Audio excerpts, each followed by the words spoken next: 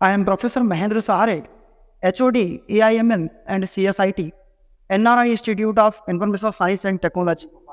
मैं Pratap Singh Rajput, NRI institute of information science and technology NRI group का मैं स्कॉलरशिप का इंचार्ज हूँ। स्कॉलरशिप के संबंध में कुछ जानकारी यहाँ देने के लिए इकट्ठे हुए हैं। प्रताप सर, स्कॉलरशिप के लिए कौन सी कैटेगरी के स्टूडेंट्स एलिजिबल होते हैं? मध्य प्रदेश के जो बच्चे हैं उनको, जो OBC SC ST कैटेगरी से जो बच्चे आते हैं उनको तो मध्य प्रदेश शासन की तरफ से अन्य पिछड़ा वर्ग विभाग के द्वारा OBC की अनुसूचित जाति एवं जनजाति वर्ग की तरफ से SC ST के बच्चों को स्कॉलरशिप मिलती है। साथ में जनरल कैटेगरी वाला कोई बच्चा होता है और उसका यदि 85% से ऊपर है तो वो NSP पोर्टल से सेंट्रल सेक्टर की स्कॉलरशिप के लिए भी अप्लाई कर सकता है। OBC के लिए वार्षिक जो आय होती है, एनुअल इनकम पेरेंट्स की कितनी होनी चाहिए? क्या क्राइटेरिया है इसका?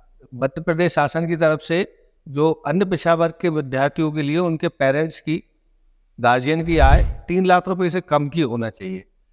अब जो कृषि से आय आती है वो इनकम सर्टिफिकेट, जो मजदूरी करता है उनका तहसीलदार का, और जो बिजनेस करता है, इन तीनों कैटेगरी में उनके पिता की इनकम तहसीलदार के द्वारा बनाई जाती है। और जो प्राइवेट जॉब में है और जो शासकीय सेवा में है तो उनके द्वारा उनकी वार्षिक आय विवरणी फॉर्म 16 बोलते हैं जिसको, वो उनके डिपार्टमेंट से मिलता है और उसमें जो ग्रास इनकम रहती है उसके बेस पे फिर आय प्रमाण पत्र बनता है और वो आय प्रमाण पत्र आपको ऑनलाइन लगाना पड़ता है। प्रताप सर, OBC के लिए 3 लाख और SC ST के लिए क्या? SC ST के लिए 8 लाख का क्राइटेरिया है। 8 लाख का, 8 लाख के अंदर। तो उसमें क्या है कि यदि आपकी 2.5 लाख से कम इनकम है तो आपको स्कॉलरशिप, फुल स्कॉलरशिप, जो आपकी अपनी संस्था की फीस होगी NRI की, वो पूरी स्कॉलरशिप, साथ में अलाउंसेस अलग से मिलता है।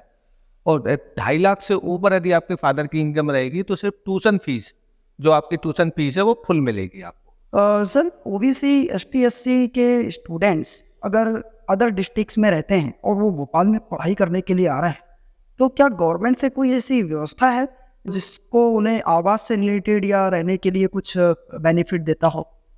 OBC के लिए तो नहीं है, अन्य पिछड़ा वर्ग के लिए तो गवर्नमेंट हॉस्टल है। आप आए तो यदि गवर्नमेंट हॉस्टल खाली रहती है तो आप वहाँ आवेदन करके गवर्नमेंट हॉस्टल रह सकते हैं, लेकिन वहाँ रहना फ्री है, खाना आपको अपने ही उस पर निर्भर करता है, आपको ही करना पड़ेगा उसका। और SC ST के लिए यदि हॉस्टल भी ले सकता है बच्चा, और SC ST के लिए एक सुविधा किराए की अलग से है, आवास योजना मिलती है उनको। तो जो बच्चा आता है तो वो आवास योजना सिर्फ स्नातक और स्नातकोत्तर यानी डिग्री और मास्टर डिग्री में आपको आवास की योजना मिलेगी। डिप्लोमा में आवास योजना की पात्रता नहीं होती। गवर्नमेंट से क्या अमाउंट मिलता है पर मंथ या ईयरली बच्चों को आवास के नाम? आवास के 2000 रुपये प्रति माह के हिसाब से मिलता है। 24,000 पर ईयर हो जाता है। सिर्फ फर्स्ट ईयर में थोड़ा कम आता है क्योंकि उसका एडमिशन यदि सितंबर में होगा तो गवर्नमेंट सितंबर से पेमेंट देगी, लेकिन सेकंड ईयर से उसको फिर जुलाई से जून तक का 12 महीने का मिलता है। सर, स्कॉलरशिप का प्रोसीजर क्या है? अप्लाई करने के लिए, फॉर्म फिल करने के लिए बच्चे को क्या प्रोसीजर फॉलो करना पड़ता है? स्कॉलरशिप के लिए तो सबसे अच्छा ये है कि NRI ग्रुप ऑफ इंस्टीट्यूशन में हम बच्चों को पूरा प्रशिक्षण देते हैं। जो बच्चा हमारे संस्था में जब एडमिशन ले लेता है तो हम उसको पूरा क्लास में आके पूरा समझाते हैं स्कॉलरशिप की प्रोसेस कैसे करना है, अपन को क्या क्या डॉक्यूमेंट कैसे तैयार करना है, उसकी एक लिस्ट भी बना के हम बच्चों को देते हैं। मध्य प्रदेश शासन की MPTAS जो साइट है उससे स्कॉलरशिप अप्लाई होती है। उसमें सबसे पहले हितग्राही प्रोफाइल पंजीयन बनाना पड़ता है बच्चे को।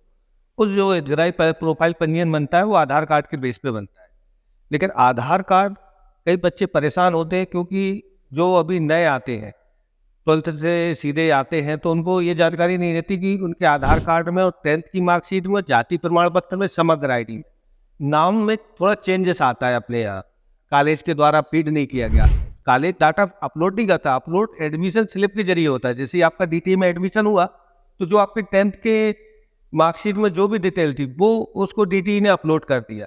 अब उसके बेस पे कभी कभी क्या होता है, आधार कार्ड में आपके नाम में, एक उदाहरण बताऊं कि जैसे सौरभ कुमार राजपूत, तो उसमें जो कुमार है वो पता चला आधार कार्ड में सौरभ अकेला लिखा है, जाति प्रमाण पत्र में सौरभ कुमार राजपूत लिखा हुआ है। तो सभी डॉक्यूमेंट्स में नेम में सिमिलरिटी होनी चाहिए। डेट ऑफ बर्थ में, date of birth, father name, mother name और बच्चे का नाम सब एक सा होना चाहिए, जो 10th में लिखा हो वो ही सब सर डॉक्यूमेंट में प्रोफाइल करा लें। पंजीयन करने के बाद एमपी टास्क से ही अप्लाई करना होता है। हाँ, ये कंफ्यूजन भी बच्चों में बहुत रहता है कि सर एमपी टास्क में प्रोफाइल पंजीयन हो जाता है तो बच्चा सोचता है मेरा फॉर्म भर गया है, जबकि वो फॉर्म भरता नहीं है, वो एक आपका रजिस्ट्रेशन है। पहली स्टेज है कि आपको स्कॉलरशिप के लिए आपको अप्लाई करना है, तो आपने पहले रजिस्ट्रेशन करा लिया। एक बार रजिस्ट्रेशन होने के बाद उसको फिर फॉर्म की जब लिंक ओपन होगी एमपी टास्क से ही बीसी और एसटी सभी कैटेगरी के बच्चों को हाँ, सभी के लिए एमपी टास्क से ही एक ही व्यवस्था पोर्टल है, एक ही MP टास्क। पोर्टल है।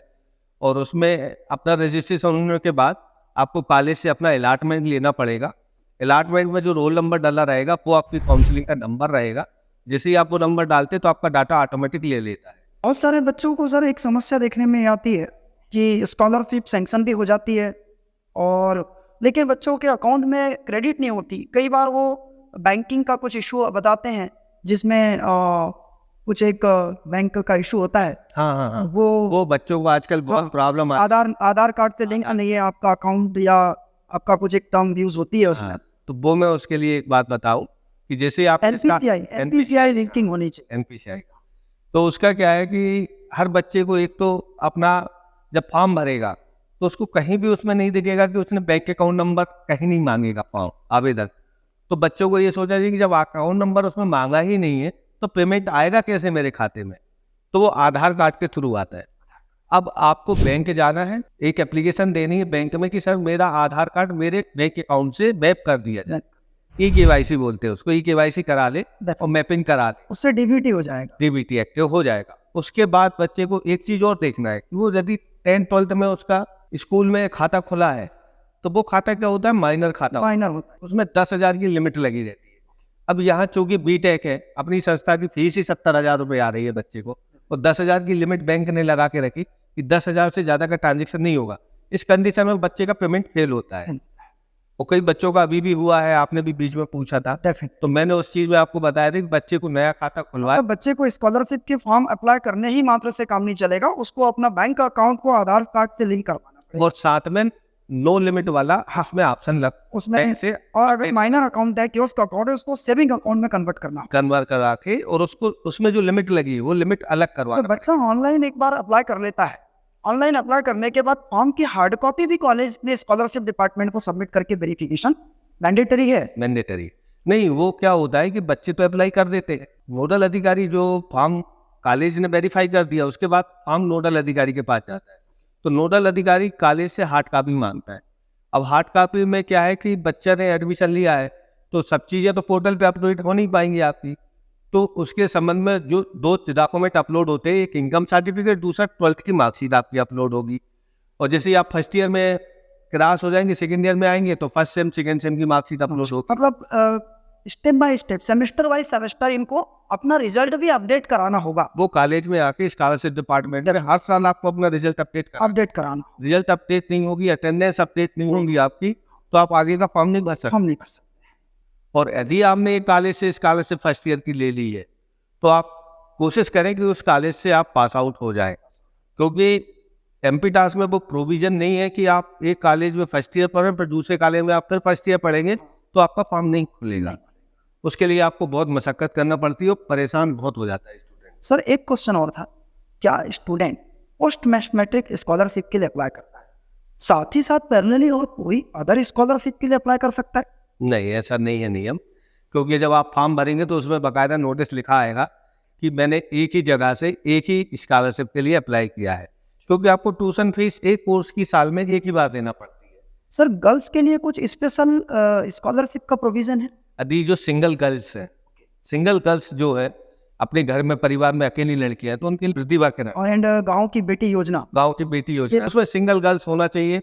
दूसरी बात, वो किसी और अन्य जगह से छात्रवृत्ति नहीं ले रही है।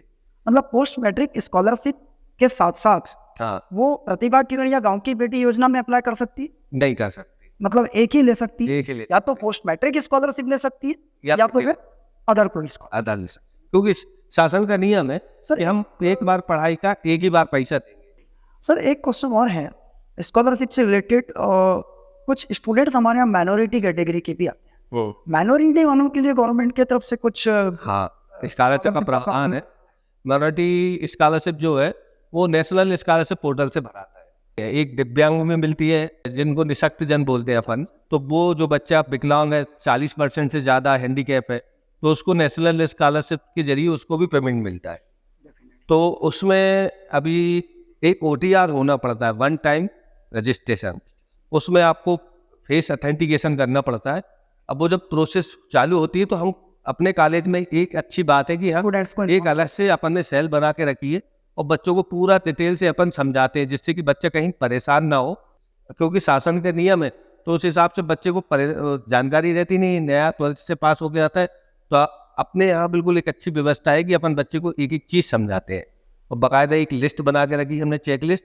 इस चेकलिस्ट के अनुसार आपको डॉक्यूमेंट पहले से तैयार करके रख लेना चाहिए। सर, एक और योजना है जो कुछ साल पहले स्टार्ट हुआ था, मुख्यमंत्री मेधावी योजना। हाँ, जो मेरिटोरियस स्टूडेंट्स होते हैं, हाँ आई थिंक 75% अबव हाँ वाले जो हैं, या कुछ जेई की रैंक जिनकी शायद 1,50,000 से कम होती है, उनके लिए कुछ विशेष योजना है, मेधावी योजना या ऐसा कुछ? मेधावी योजना जो है वो बेसिकली गवर्नमेंट ने जो बनाई है वो जनरल कैटेगरी वालों के लिए है कि आपकी 1.5 लाख से रैंक, प्राइवेट में सिर्फ इंजीनियरिंग कॉलेज के लिए है वो, कि और मेडिकल कॉलेज के लिए कि आपकी JEE में रैंक 1.5 लाख से कम होगी, जब भी आप प्राइवेट कॉलेज में मेधावी छात्रवृत्ति की पात्रता रख पाएंगे, सिर्फ इंजीनियरिंग के लिए। बाकी बच्चों को कंफ्यूजन रहता है कि बी फार्मा हुआ, BSc, BCom या डिप्लोमा में मेधावी मिल जाएगी, तो वो ओनली साइट पे भी लिखा गया है कि राज्य शासन द्वारा संचालित कॉलेज, गवर्नमेंट कॉलेज को मिलती है मेधावी योजना। प्राइवेट में सिर्फ इंजीनियरिंग को और MBBS जो कोर्स करता और 2 कैटेगरी में, वो भी उनका नीट का स्कोर की जो कैटेगरी बनी और JEE की 1.5 लाख से कम की होगी, तो उसमें मिलता है। सर, बहुत ही बढ़िया रहा ये कन्वर्सेशन, जिससे स्टूडेंट्स को काफ़ी बेनिफिट मिलेगा। लेकिन अगर कोई स्टूडेंट को किसी प्रकार की क्वेरी होती है तो वो आपसे कैसे कांटेक्ट करेगा? जो स्टूडेंट को क्वेरी है तो नीचे डिस्कशन में मोबाइल नंबर दिया रहेगा, उसके जरिए आप बात करके अपनी जो भी समस्या है हम आपकी समस्या का पूर्ण समाधान करेंगे। थैंक यू सर, बहुत अच्छी इन्फॉर्मेशन स्कॉलरशिप से रिलेटेड आपने दिया है। डेफिनेटली हमारे स्टूडेंट्स को इसका बेनिफिट मिलेगा। Thank you so much. Thank you sir.